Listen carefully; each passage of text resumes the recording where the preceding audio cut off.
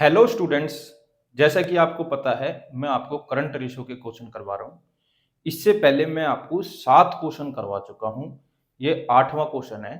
Question आपकी screen के ऊपर ये रहा। पढ़ लेते हैं इसके अंदर क्या पूछा गया है और क्या गिवन है।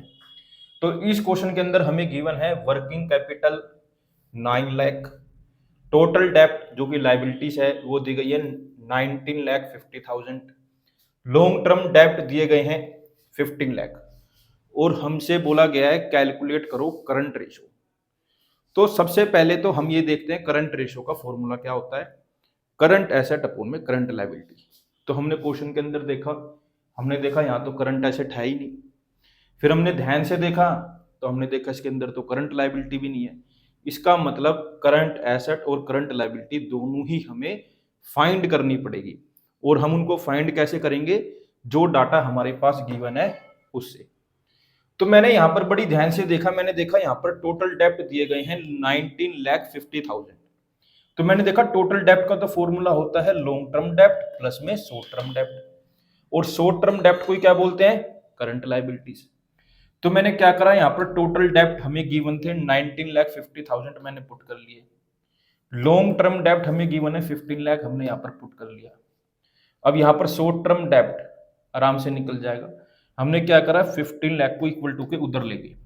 तो 19,50,000 माइनस 15 लाख करा तो ये आ गया 4,50,000। तो जो हमारे शॉर्ट टर्म डेप्ट है वो आ गए 4.5 लाख। आप कह सकते हैं हमारी करंट लायबिलिटी हमें मिल गई 4.5 लाख, 4,50,000। चलो एक चीज तो निकली। अब हम दूसरी फाइंड करते हैं। हमें वर्किंग कैपिटल दी गई है 9 लाख, और वर्किंग कैपिटल का क्या फॉर्मूला होता है? Working capital is equal to current asset minus current liability.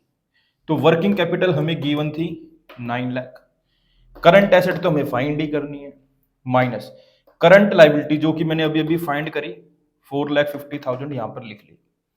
अब ये यहां पर माइनस का है, मैं इक्वल टू के उधर लाऊंगा तो क्या हो जाएगा बेटा? ये प्लस का। 9 लाख प्लस 4,50,000 करूंगा तो क्या हो जाएगा? 13,50,000। तो हमारी करंट एसेट आ गई 13.5 लाख। अब हम क्या करेंगे, इन वैल्यूज को करंट रेशो के फॉर्मूले में पुट कर देंगे। तो करंट रेशो का फॉर्मूला होता है करंट एसेट अपॉन में करंट लायबिलिटी। करंट एसेट कितनी है? 13.5 लाख, जो कि मैंने अभी अभी निकाली। करंट लायबिलिटीज कितनी है? 4.5 लाख, जो अभी अभी हमने फाइंड करी। तो यहां पर मैंने क्या करा, 40 से 40 को कैंसिल आउट कर दिया। ये आ गया 135 अपॉन में 45। अगर किसी बच्चे को कैलकुलेशन में कोई दिक्कत है तो बेटा वो डिवाइड कर सकता है। अगर किसी को कटिंग आती है तो वो डायरेक्ट कर सकता है। 45 1 जा 45, 45 3 जा 135। तो ये डायरेक्ट आ गया 3:1। मुझे पूरी पूरी उम्मीद है आपको ये क्वेश्चन समझ आ गया होगा। अगर आपको ये क्वेश्चन समझ आ गया तो इसका एक स्क्रीनशॉट ले लो। मेरे साथ ऐसे ही जुड़े रहिए, मैं आगे भी आपके लिए ऐसे ही अच्छी अच्छी वीडियो लाता रहूंगा। ऐसे ही आपको मैं सभी क्वेश्चंस करवाऊंगा।